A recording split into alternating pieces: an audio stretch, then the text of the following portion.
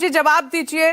एक तो एक पोस्टर में नीतीश कुमार को खलनायक आरजेडी की तरफ से बताया जा रहा है, इस्तीफा मांगा जा रहा है कि अरे बिहार के मुद्दों से नीतीश कुमार को कोई मतलब नहीं है, अजीबोगरीब हरकत कर रहे हैं, राष्ट्र का अपमान कर रहे हैं। और जिस आरक्षण की मांग को नीतीश कुमार ने पुरजोर तरीके से उठाया था, आज वो एनडीए के साथ हैं, केंद्र में साथ हैं, तो फिर चुपचाप बैठे हुए हैं।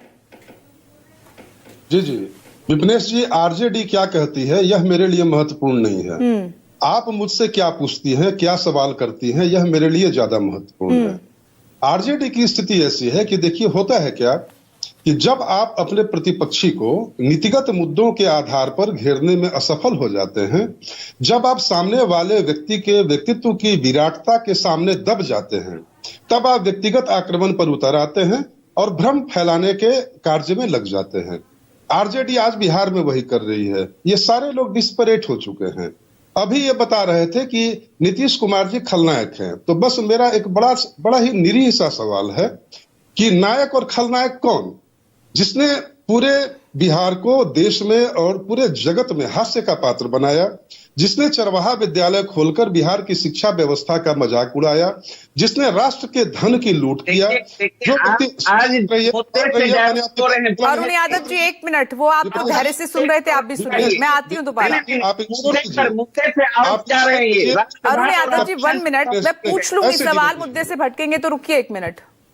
विपनेश जी आप इंश्योर कीजिए, इनकी बातों को मैंने धैर्यपूर्वक सुना, मेरी बातों को धैर्यपूर्वक सुना। तो नायक कौन और खलनायक कौन?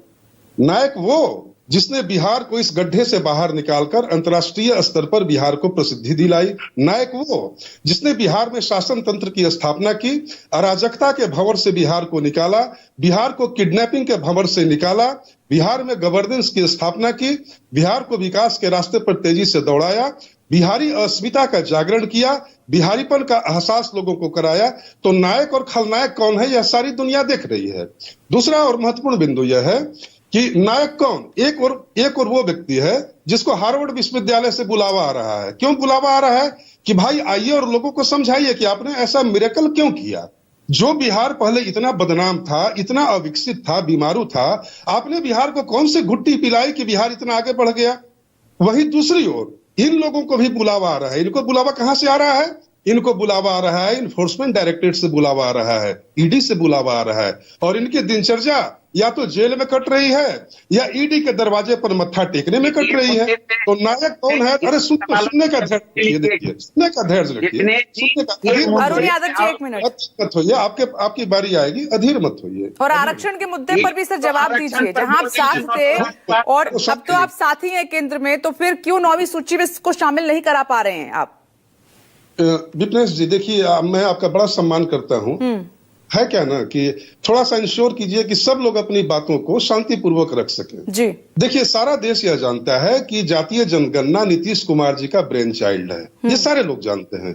जिस तरह महागठबंधन इंडी अलायंस नीतीश कुमार जी का ब्रेन चाइल्ड है, वैसे ही जातीय जनगणना भी नीतीश कुमार जी का ब्रेन चाइल्ड है।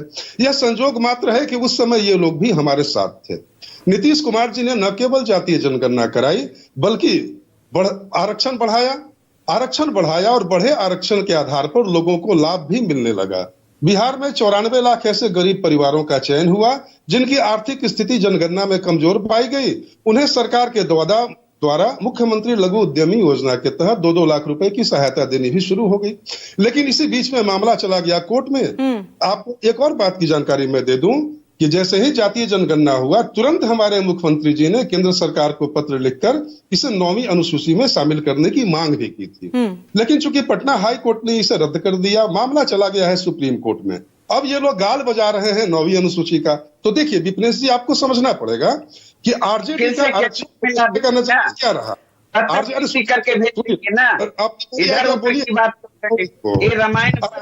जज कीजिएगा कि हम इधर उधर की बात कर रहे हैं। अरुण यादव जी मैं आ रही हूँ, बस जवाब लूंगी, 1 मिनट धैर्य रखिए। जब बारी आएगी तो आप बोल लीजिएगा।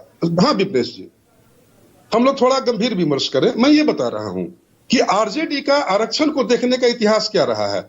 देखिए 1990 से 2005 तक इनकी सरकार नहीं 9वीं सूची की आप बात कंप्लीट कर रहे थे।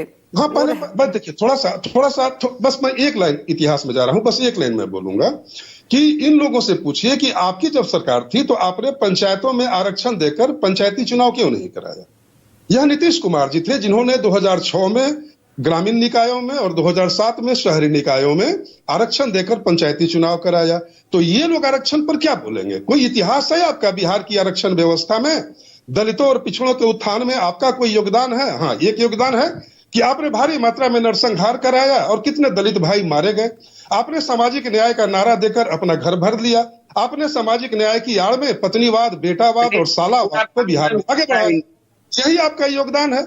और आरक्षण पर जो हमारा कमिटमेंट है, हमारी प्रतिबद्धता है, वो तो जग जाहिर है। अब चूंकि मामला सब जुडिशियल न्यायालय के अधीन है, तो हम तो देखिए जो आरक्षण की सीमा हमने बढ़ाई उस पर तो बिहार सरकार ने कार्य भी शुरू कर दिया है। आप मुख्यमंत्री सर, लघु अब उद्यमी तो आप योजना के बारे साथी में हैं, यही तो सवाल है कि इसको 9वीं सूची में शामिल कराने में क्या दिक्कत आ रही है? तो केंद्र के हाथ में है ना नवल किशोर जी, मैं सवाल ये कर रही हूँ। जी, मैं तो वही बता रहा हूँ कि जिस समय जनगणना हुई थी उसी समय हमारे मुख्यमंत्री जी ने तो बात मानी क्यों नहीं गई अभी तक आपकी? लिखा था। तो मांग मानी क्यों नहीं गई अभी तक आपकी? सुनिए, जिस कानून साथी हो गए हैं आप, दोस्त हो गए हैं, तो फिर बात तो अब आसानी से मान लेनी चाहिए। बिल्कुल वाजिब सवाल है आपका। जब हाई कोर्ट ने ही उस कानून को रद्द कर दिया है, मामला सुप्रीम कोर्ट में है, तो किस कानून को 9वीं अनुसूची में शामिल कराया जाए बताइए?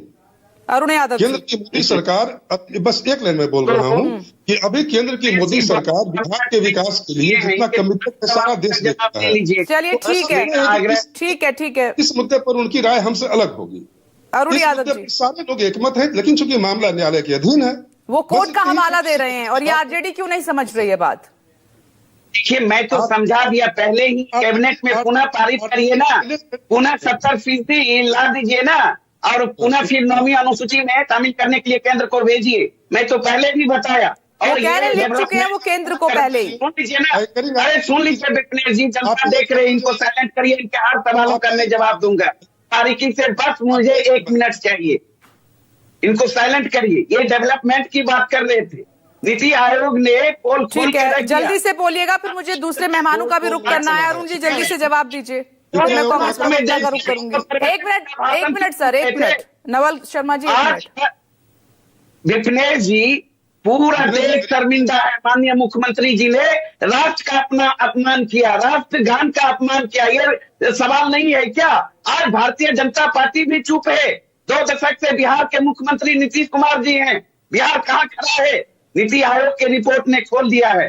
साक्षरता दर के मामले में बिहार अंतिम पायदान पर, प्रत्येक व्यक्ति आय के मामले में अंतिम पायदान पर, पलायन में नंबर 1, बेरोजगारी में नंबर 1, भ्रष्टाचार में नंबर 1। नीतीश कुमार जब आपके साथ थे तो बहुत अच्छे थे, आज इतने बुरे कैसे दिखने लगे हैं उसी चश्मे से? आप बताइए, 1 साल के दौरान जो हरकत रहा है नीतीश कुमार जी का, 1 मिनट।